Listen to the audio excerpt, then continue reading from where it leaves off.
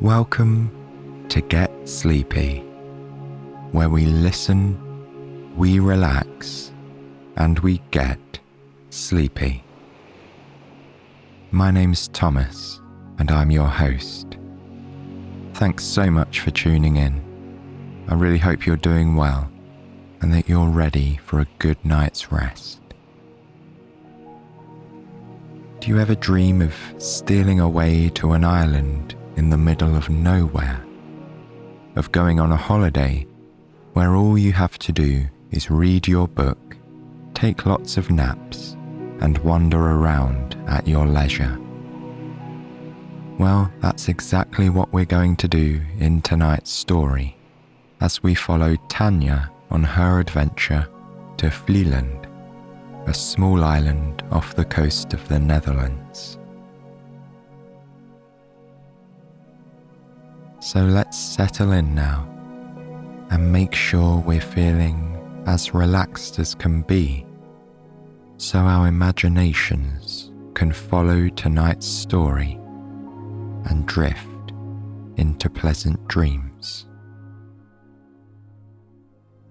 Close your eyes if you haven't already done so, and just begin to roll your shoulders 2 or 3 times, pressing the weight back into the mattress below.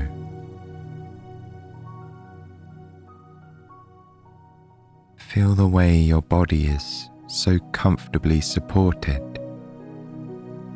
allowing tension to ease in your shoulders and giving your muscles a chance to rest and recharge. And as you breathe at a steady, gentle pace, just allow any thoughts to come and go as they please. Let your mind do and think whatever it likes for the next few moments.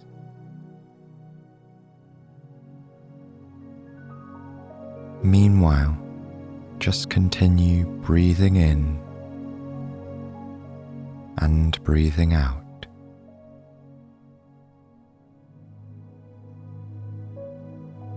Enjoy the stillness and calm of the space you're in. Allow your body and mind to gradually transition into that same state of stillness in their own time. There's no need for pressure, no rush to fall asleep. That will come naturally when the time is right. You're safe, calm, and comfortable, and that's all that matters for now. So take one more deep breath in, and as you exhale, invite your imagination to visualize a ferry boat docked near a town. You're standing on the deck, and you can hear the wild calls of the seagulls swooping overhead, and smell the fresh tang of salt water in the air. This, my friends, is where our story begins.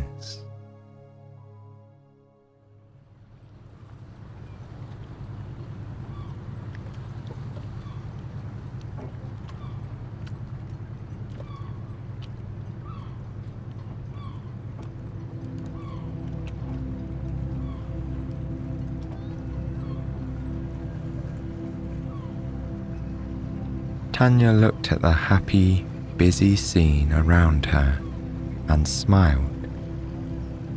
She and the other passengers were standing on the deck of the ferry, waiting for it to depart. It would be a 90-minute journey to Vlieland, a tiny island off the northern coast of the Netherlands. The ferry was full and the mood was festive. After a long winter, everyone was eager to drink up the summer sunshine. Young children ran around the deck, playing catch and whooping with laughter. The holiday joy filled the air. Tanya couldn't believe her luck. She'd been craving a holiday for so long. Then she had an offer from a friend to stay at a forest cottage on the island for a week. Tanya jumped at the chance to take some time off. An opportunity to relax and unwind, to be in nature, and fill her days with reading, bike rides, and feasting on local delicacies. A chance to do whatever she felt like. Just then, the ferry's horn made a long, low sound. They were off. Everyone gathered at the side of the boat to look out over the water. Tanya noticed how powerful the engines were, churning up white, frothy water in their wake. The gulls swooped and dived for fish that had been brought up by the movement of the ferry. Tanya felt the cool sea breeze on her face and bare arms. It had been warmer on shore, so now she put on a light, soft turquoise windbreaker and wrapped a silk scarf around her neck. The ferry had departed from Harlingen, a beautiful historic city in Vlieland, one of the northernmost provinces of the Netherlands. Tanya leaned over the railing and noticed that Harlingen was getting smaller and smaller, the buildings becoming tiny specks in the distance. As the ferry journeyed towards the islands, everybody settled into their seats, enjoying the changing views. Tanya found a nice deck chair and got comfortable, pulling her scarf around her for warmth. The ferry was chugging along a well-travelled shipping corridor. Tanya watched the progress of a wooden sailing boat moving alongside the ferry, with a carved mermaid on its stern. The billowing white sails flapped and cracked in the breeze. The captain steered the boat with a large round wheel. It was the kind of craft Tanya remembered from the books she'd read as a little girl, about people adventuring at sea. Tanya had always dreamed of going to Vlieland.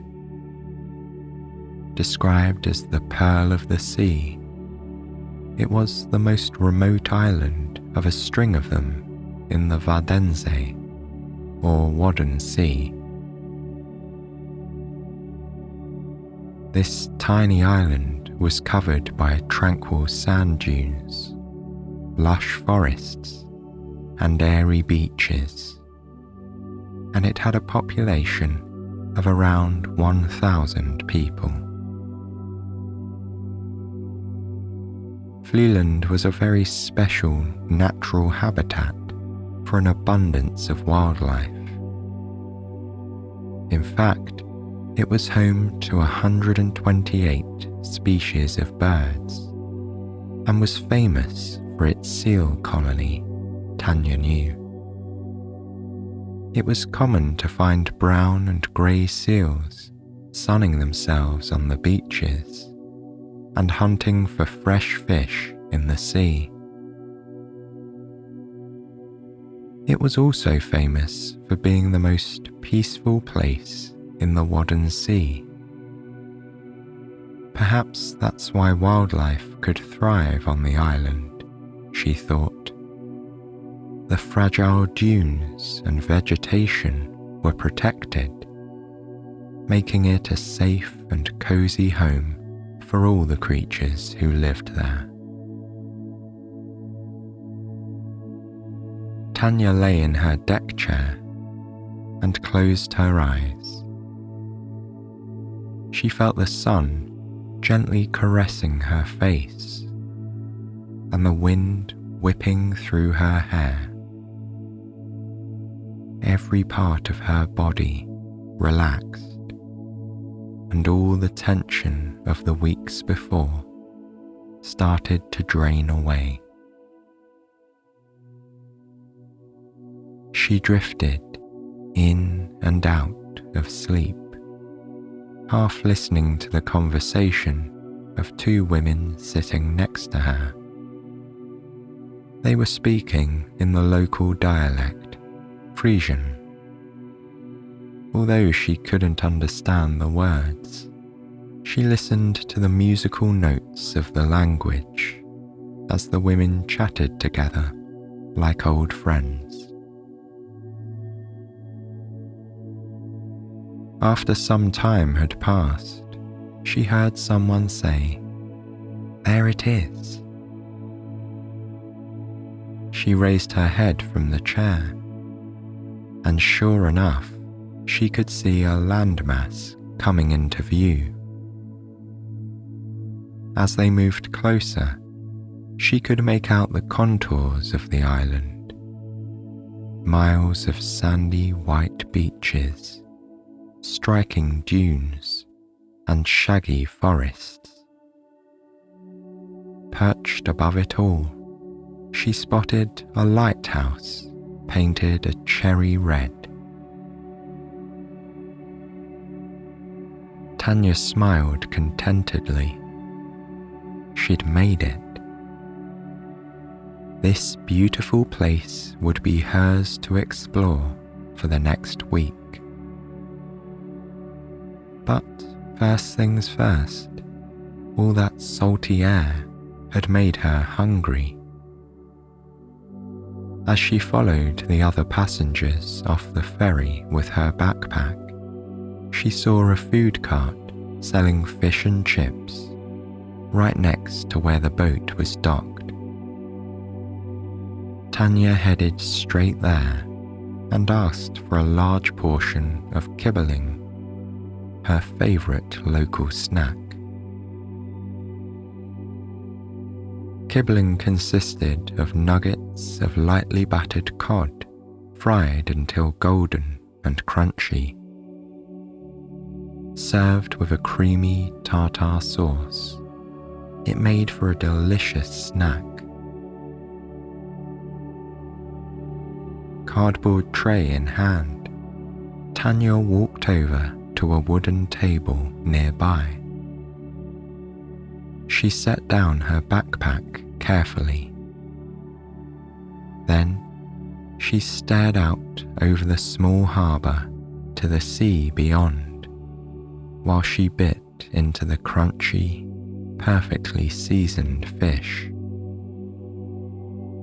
The nuggets were piping hot and tasted fantastic. Once she'd polished off every succulent bite, she was ready to be on her way. To get up to the cottage, Tanya needed transportation. That meant it was time for her to pick up a bicycle. What made Vlieland so special was its network of cycling paths. She'd heard from a friend that they weaved through the forest and over the dunes, crisscrossing the whole island. Tourists weren't allowed to bring over any cars, so bicycles were a vital way to get around.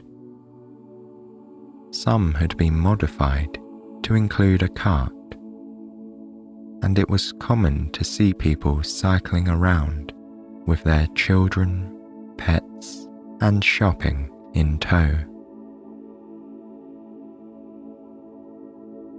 Tanya picked up a bicycle from the rental store next to the harbour.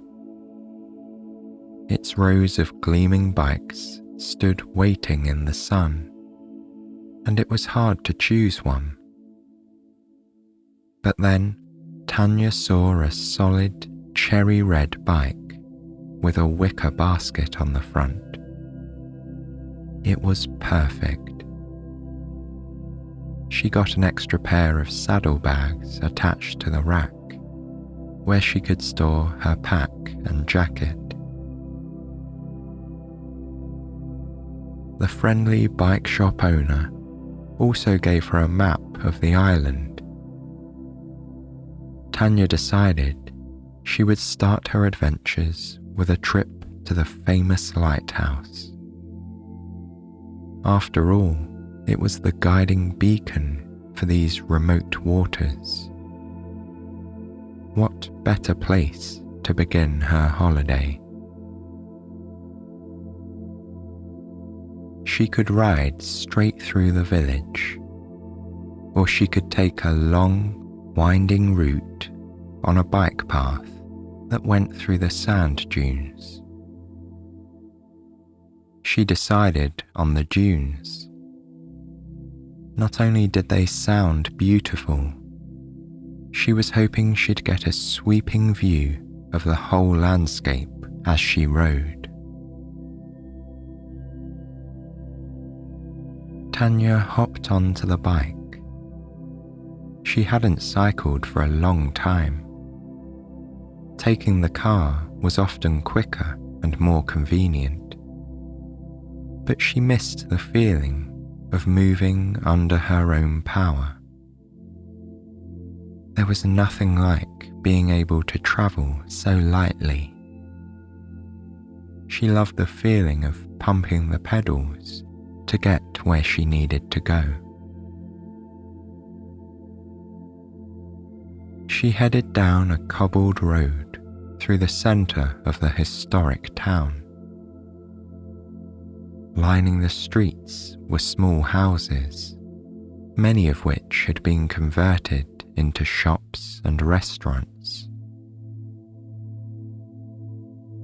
She passed an ice cream store, a pancake restaurant, and one shop dedicated entirely to beachwear. Brightly coloured buckets and spades filled the window, and a huge array of towels flapped in the breeze outside. She carried on through the town and then took a turn to the right. Luckily, the bike had gears, as she had to travel up quite a steep hill. Then she turned right again, heading into the forest. The road curved down and twisted around, dappled in the shade of enormous trees on either side. Tanya felt an almost childlike sense of glee and freedom as the bike went down the hill. She could feel the wind dancing through her hair and watch the scenery move past in a blur. As she pedalled along, she saw lots of quaint holiday houses, all full of people having fun. At one home, a family played with a bat and ball on their lawn. At another, an older couple sat side by side in deck chairs, peacefully reading the newspaper. At the end of the road, she followed the signs leading towards the dunes. She could hear waves crashing nearby and smell the tang of the sea. She was getting close. The sand dunes were covered in beautiful wild shrubs with green bushes, yellow heather, and spiky dune roses. The sweet smell of the roses mixed with the fresh sea air. The bike path was very hilly and bumpy in places, but she loved it. The physical exertion was actually relaxing. As she pedaled, she could feel all her stress draining away. It was just her, the bike, and this beautiful, wild environment. Tanya followed the bike path along the dunes until she saw a sign reading Het Posthuis. This was her signal to leave the dune path and bike in the direction of the old post office on the island. She turned left and headed along the road for another 20 minutes, until finally she came to some steps leading to a lighthouse. She locked her bike nearby and then started climbing up the wooden steps. The lighthouse was located on the highest sand dune on the island, which stood 42 meters tall. It was quite a climb, especially given how flat the rest of the landscape was. Tanya stopped in the middle to catch her breath and drink some of the cold, fresh water she'd brought with her. The view at the top of the dune was extraordinary. She could see the glittering sea laid out before her, full of boats bobbing around like tiny specks in the foreground. She imagined what it must have been like for sailors at sea, lost until they saw the warm glow of the lighthouse's beam guiding them to safety. Tanya sat down on a bench perched on the hill next to the lighthouse, drinking in the view.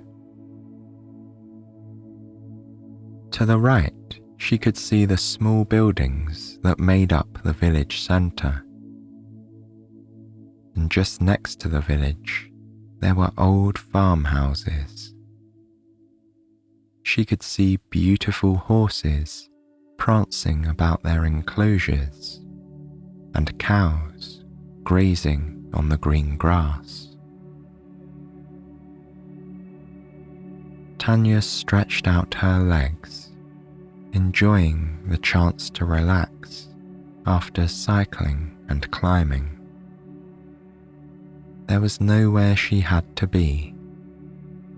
She could stay there for as long as she wanted, gazing at the soft blue sea. After sitting in the sun for a while, Tanya started to feel sleepy. She decided to head to the holiday cottage for an afternoon nap before going out for some dinner. She got back on her bike and set off. Soon she came to the main road that circled the island and followed it until she reached a turnoff leading straight into the forest. There was a small wooden board next to the road that read Pine Tree Cottage. She'd definitely found the right place. She locked her bike to a fence post and continued on foot. The path was shaded by the canopy of trees.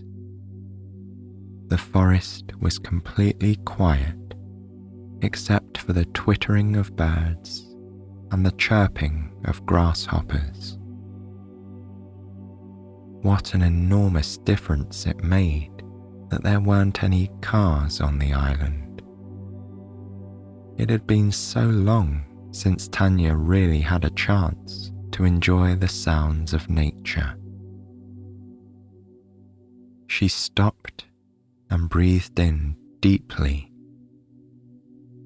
The forest had a special smell, fresh, mossy, and alive. Just then, the holiday cottage came into view. It was truly tiny, like a house from a storybook. It was made completely from wood, with a steep roof covered in grey tiles. Charming green and white gingham curtains hung in the windows. Tanya looked under the doormat, as her friend had instructed. Sure enough, there was the key. The inside of the house was a revelation. Yes, it was tiny, but it was also very luxurious, as if someone had tried to imagine what could make a home as comfortable as possible, and then made it happen. It contained everything that Tanya could possibly need for her holiday. The small kitchen was fully equipped with gleaming copper pans. A little round table had a vase of fresh tulips and a note from the caretaker that said, "Make yourself at home." In the refrigerator, Tanya discovered freshly churned butter, cheese, and honey from a local farm.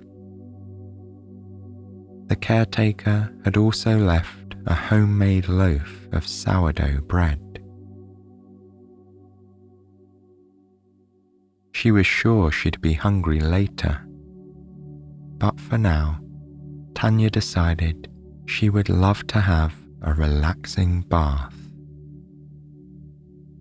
The cottage had a large, sunken bathtub in its one bathroom, and she saw that the caretaker had left some rose bath salts for her to use. She filled the tub with hot, steaming water and allowed the salts to dissolve. She made herself a cup of tea and chose one of the magazines she'd brought to read. Then she got into the bath and stretched out her body. The hot water felt sublime, and she could feel all of her muscles loosening. The room had a large skylight, and sunshine streamed in. As she lay there, Tanya could even see small birds darting around the overhanging trees. Pine Tree Cottage really was a magical place. Tanya took her time, sipping her tea and reading articles in her magazine.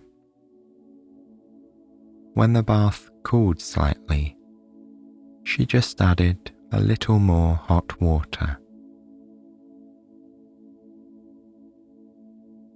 Finally, she was ready to get out. With one last breath of the rose-scented water, she drained the tub and stepped onto a soft bath mat. She wrapped herself in the large, fluffy robe that had also been left for her. She felt so calm and relaxed that she knew she'd drift off to sleep in no time. To the right of the kitchen was her bedroom, with French doors backing onto the forest. The bedroom had a large bed covered in a soft white duvet with a wall comforter.